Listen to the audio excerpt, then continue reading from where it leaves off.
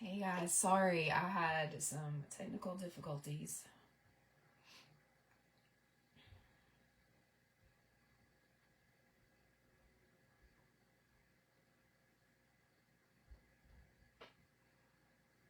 So if you guys are joining me live, make sure that you comment.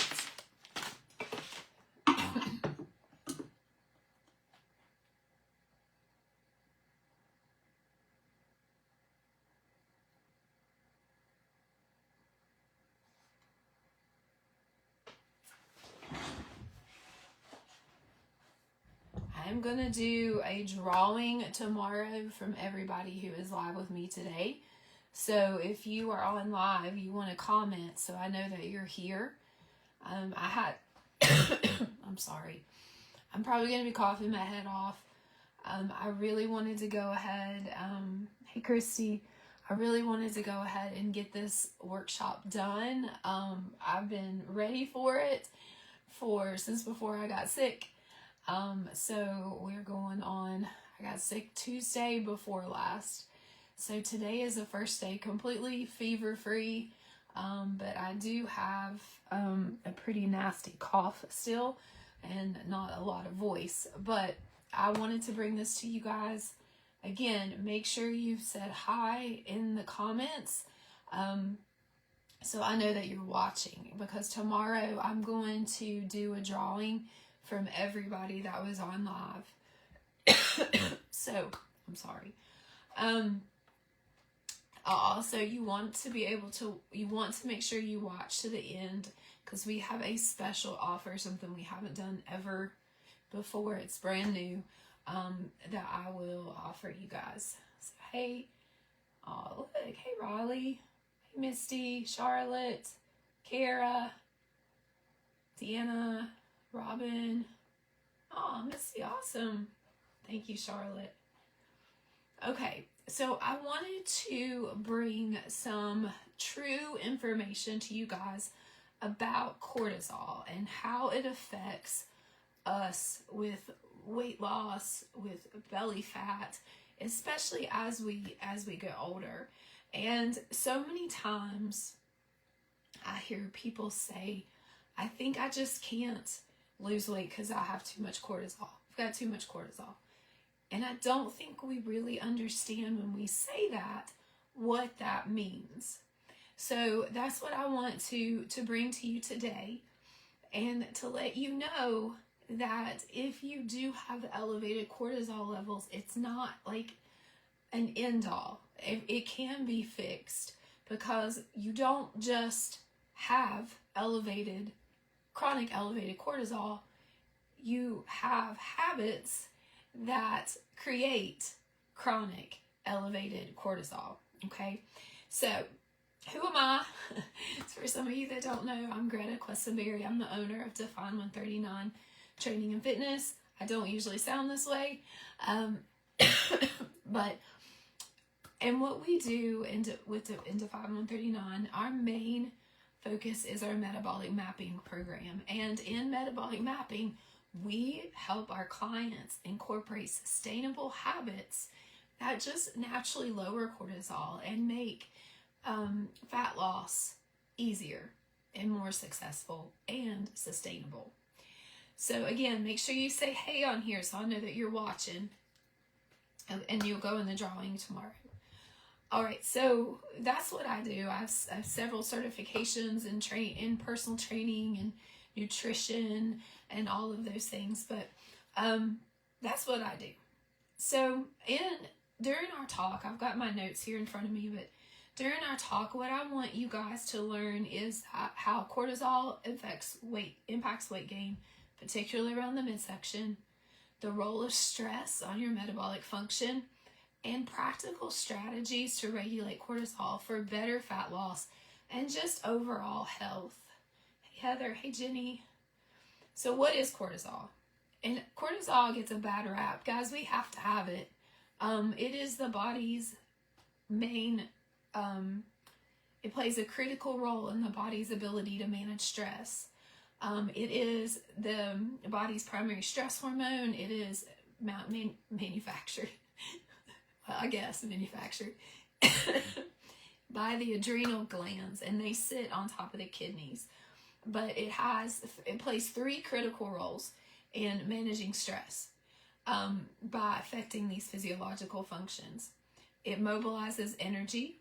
So cortisol is essential for providing immediate energy in response to stress. So that fight or flight response that we have when we have like acute stress, like something happens, like maybe somebody pulls out in front of us, when we're on the highway, or our baby's getting ready to fall off the changing table, those things, it provides immediate energy. So we have enough energy to handle the situation. And it does this by increasing blood sugar levels. Cortisol signals the liver to release glucose into the body, and that provides quick energy for your brain and your muscles. Because if you've got that quick release of energy, if you need that quick release of energy, you need sugar going to your brain and your muscles. Blood sugar, that's another thing that gets a bad rap. You do need blood sugar in your blood. You do. It's just when it gets excess is when there's a problem. Something else that it does, it breaks down fat. So cortisol helps release fatty acids from fat stores for additional energy. And then something it does for like prolonged, some more things that are more serious. So like in extreme cases like chronic undereating, chronic intense exercise, a major illness or surgery, cortisol can actually break down tissues into amino acids. So your body will get that amino acid, the muscle tissue, it breaks it down. So energy mobilization is crucial for short-term stress, but if cortisol is chronically elevated, that's when the issues come in. And we're going to talk more about that. So yes, Misty, stress is the factor. But not all stress is bad. So another thing that cortisol does that we have to have it for is it regulates metabolism. It influences metabolism by controlling blood sugar levels, modulating thyroid function, and influencing appetite and cravings. So high cortisol levels are linked to increased cravings for high-calorie food, high-sugar food, and this is likely a survival mechanism to replenish energy stores after stress. If you ever have been like through something so stressful and you are just, after it's over, you're just completely depleted. Like you've had the energy to get through that, right? Thank you, cortisol. But then when it's done and things settle down, you are zapped. So cortisol influences your cravings for food to get that energy back up. Again, short, acute stress, it's important. When it becomes a problem is when it's chronic. And something else that cortisol does that's cool, it controls inflammation. So you guys have probably heard, maybe you've never gotten one, but you've gotten a All right, I'm frozen on, there we go. You got maybe a cortisone shot if you've had an injury or inflammation in your body, or maybe you had an antihistamine response and you've gotten cortisone, a steroid shot. So cortisol naturally does that in the body. It helps prevent the body from attacking itself. It reduces inflammatory signals, and it regulates the balance of pro-inflammatory and anti-inflammatory responses to ensure healing without excessive tissue damage. So again, those are the 3 things it does that we need it for. But how does cortisol contribute to weight gain and belly fat? So this is where the negative effects of it come in. And like I said before, you don't just have high cortisol. You have habits that increase your cortisol levels chronically. This can be fixed, okay? So Cortisol increases fat storage, especially around the abdomen, in a fat called visceral fat. So visceral fat is the fat that is packed around your organs. And it is, too much of it is dangerous because it does affect the organs in your body. So cortisol causes more belly fat storage because, and I learned a couple really cool things I did not know when I was doing research for this.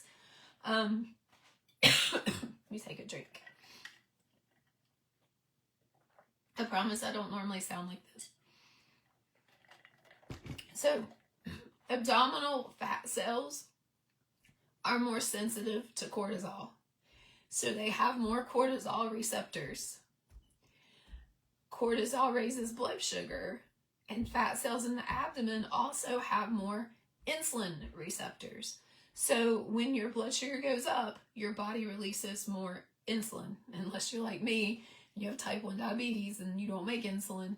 But as your blood sugar goes up, your body releases more insulin. Okay, if you have excess insulin in your body, you have more insulin receptors in your stomach, as well as more cortisol receptors.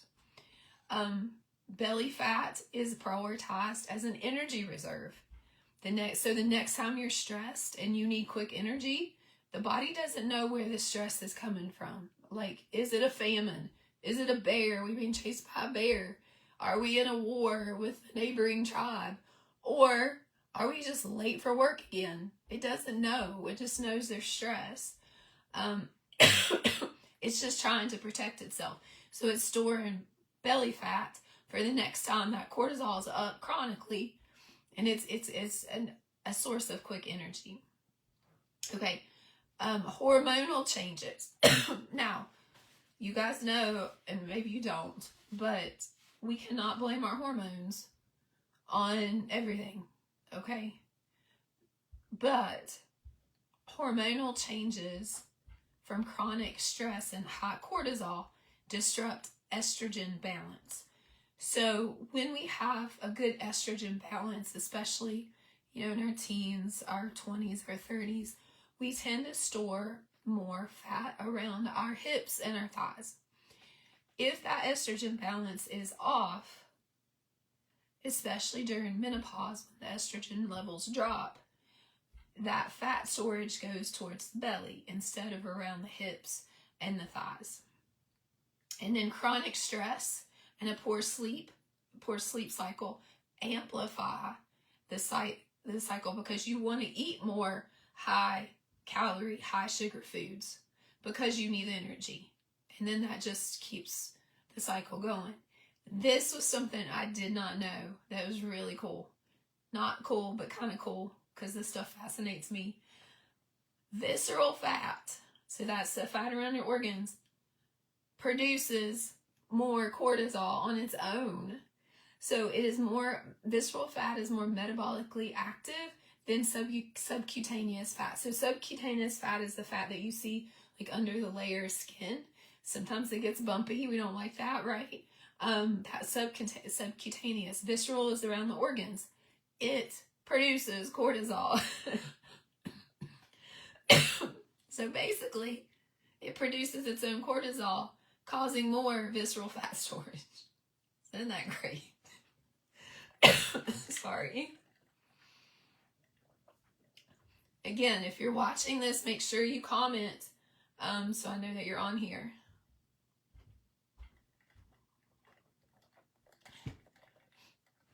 Okay, so what else does excess chronic cortisol do? It increases hunger and cravings.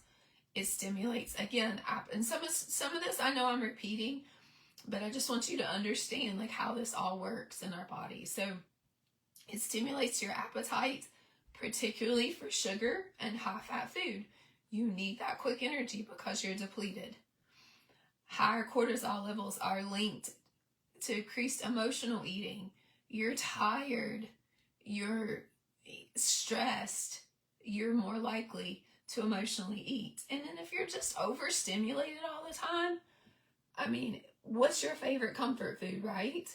If you're just overstimulated and everything's like, you're going to go for those foods that comfort you. So it's not only, again, it just creates those habits that just make it worse. Okay, it again raises blood sugar. So over time, you do develop insulin resistance. And insulin resistance increases fat storage and makes weight loss harder. Not impossible, and things like that can be reversed for a lot of people, but it does make it harder. It affects thyroid and metabolism. So high cortisol can slow the thyroid function, which reduces the metabolic rate. You guys know, I just mentioned a minute ago, we cannot blame hormones on everything. Guys, it's your habits, I'm telling you. Now, hormones can affect your habits, which affect weight gain, right? I know that. I'm not saying they play no part, but we can't just give up and say, it's my hormones. I'm in perimenopause. I'm in menopause. No. Okay. But thyroid is a hormone. The thyroid's like the boss of your body, basically. So if it's screwed up, everything's going to be kind of off.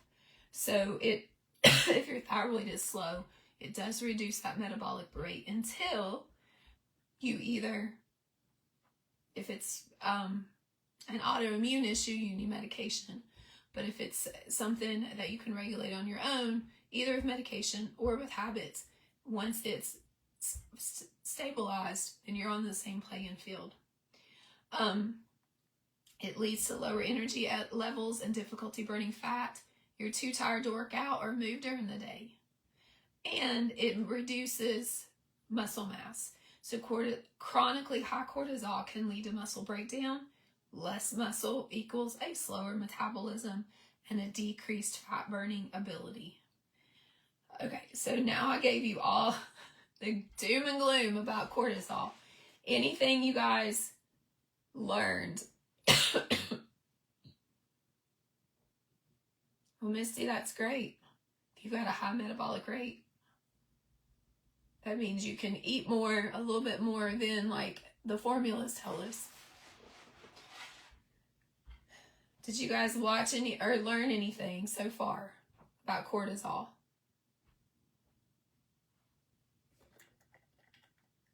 Comments keep disappearing.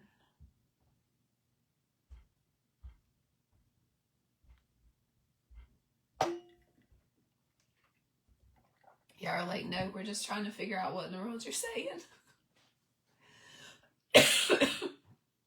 Okay.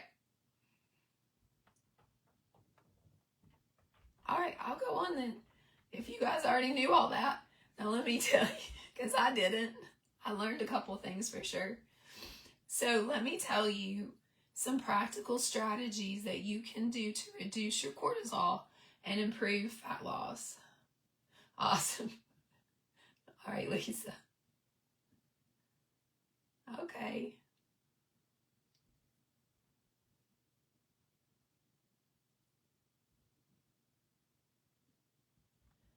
Well, Vanessa, I'm going to give you some ideas, and I'm also going to give a special offer at the end, so you want to hang around. Okay, so the first thing you want to do, guys, improve your sleep quality. Sleep is queen. So poor sleep raises cortisol. It increases hunger hormones like ghrelin. So aim for 7 to 9 hours of quality sleep. Make it happen. Do not prioritize things over your sleep. Trust me, if you get good sleep, you are going to be a better wife, a better mom, a better teacher, a better nurse, a better everything if you get sleep. Reduce your screen time before bed. Some of y'all heard me talk about that. And just establish a relaxing bedtime routine. Going to bed, waking up the same time every day, even on the weekends, okay? Then your body gets used to that rhythm. Trust me, it will make a world of difference in your life. All right, strength training. Number 2, strength training plus low intensity movement. Increase exercise without recovery. Intense exercise without recovery can raise cortisol. This was me for years. I would beat myself up with exercise. I thought I was weak if I rested. I was just losing time. I could be burning calories. I was so stupid. So stupid. Now I know. So I tell you guys. I'm sorry. So, strength training 3 to 4 times a week. If you need a strength training program, we got you. Let me know. And daily walking or yoga to promote recovery and reduce stress. Walking, you can do it you can walk around your house. You can walk in your yard. You can, if you have a treadmill, if you have a walking pad, walking is key. It reduces stress. It reduces belly fat. And you can recover from strength training and still get movement through walking. Okay, 3. So here are some nutrition strategies to balance cortisol. Have protein with every meal. It helps stabilize blood sugar. It keeps cravings in check. And when I'm telling you, we don't want to keep them intact, right? When I'm telling you protein, I'm saying 30 to 40 grams, even 50 grams per meal. I know it's a lot, but that's what we need. Eat healthy fats like omega-3s you get from avocados, egg yolks, nuts, and they help reduce inflammation and improve hormone balance, and reduce processed sugar and refined carbs that prevent blood sugar spikes and increase cortisol. So now notice I didn't say eliminate. You're not going to eliminate sugar. At least I don't know why you would. I mean, it's fun to have fun foods every once in a while, but you want to reduce it. You don't want it to be an everyday thing. Okay, here's some mindset and stress management techniques. Deep breathing. We teach our clients box breathing. I'm not going to do it right now because I'll start a coughing fit. And the 4-7-8 method of breathing. So Google that, because again, I'm not going to do it. It's super easy and our clients love it. I use it a lot. Box breathing and 4-7-8 breathing method. Lowers cortisol immediately. I had one of my clients, I don't know if she's on here, but she told me today she just catches herself box breathing now just to automatically reduce stress. It's just something that she does. And that's a habit she's worked to create. So now it's just part of her life and it's no big deal. Have a gratitude practice. Journal. Pray. And set boundaries and say no, guys. Reduce your stress overload. Who in your life or your family needs to pick up some slack? For me, a lot of times I'm wanting to take on everything because it has to be done a certain way and at a certain time. Is that you too? Who in your family needs to pick up some slack to take some stress off of you? All right. Hydration, this is the 5th and final thing. Hydration and caffeine intake. So dehydration increases stress in the body. So you want to aim for at least half your body weight in ounces up to a gallon. You don't really need over a gallon. And then caffeine timing matters. Too much caffeine, especially later in the day, elevates cortisol. Okay, and also makes it harder to go to sleep. I'm not saying you can't have caffeine. I have 1 Celsius drink every morning. And then I don't have it. I mean, that's like usually around 8:30 in the morning, and I don't have any more caffeine because I know now what great sleep is like. Nothing is going to interfere with my sleep. So recap, chronic stress equals high cortisol, increased belly fat, and weight gain.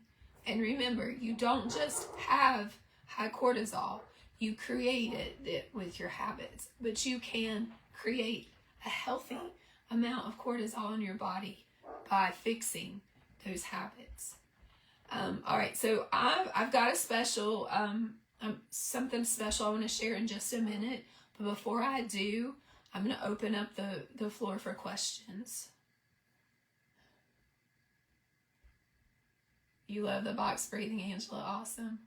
Your students catch you box breathing. It's great for them to learn too. And then Tracy, I think you told me that you work, because you have 4th graders, right?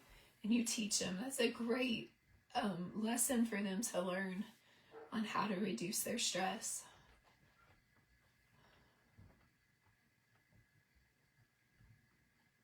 Any questions, guys? I hope that made sense, because it is really hard for me to project my voice right now. So I hope it made sense. Like I said, I was so ready for this. I was so excited for it. And then, bam, the flu.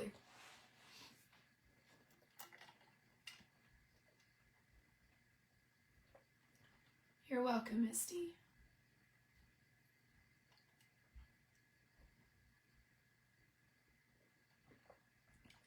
That's awesome, Tracy.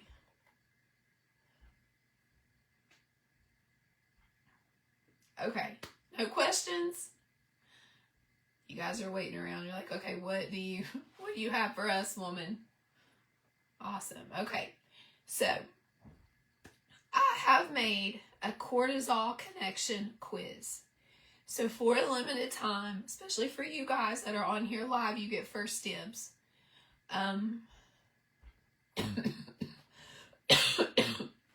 Awesome, guys. I'm so sorry. Cortisol connection quiz. So what you can do, if you want it, you're going to comment below, send me the quiz. Sophie or I will send you the link to this questionnaire. And what it does, what I do when you submit it, it comes to me, and the questions that I ask you help me understand your cortisol levels better. So, of course, I'm not a doctor. I can't diagnose you with anything, but it helps me see, is this something that you are suffering from? Chronic elevated cortisol. Could it be a reason why maybe you're storing excess belly fat, or you're having trouble losing weight? And what I will do is evaluate that and give you feedback for free. Okay? So like I said, it's not going to be free forever, but this is something brand new we're doing. Cortisol Connection quiz. So if you want a copy of it, what I want you to do is comment below. Excuse me. And we'll send you the link. All right, last chance. Excuse me for questions. All right, guys, you can always send me a message if you have a question. Comment if you want the quiz. Thanks for tuning in. I'll do a drawing tomorrow. All right.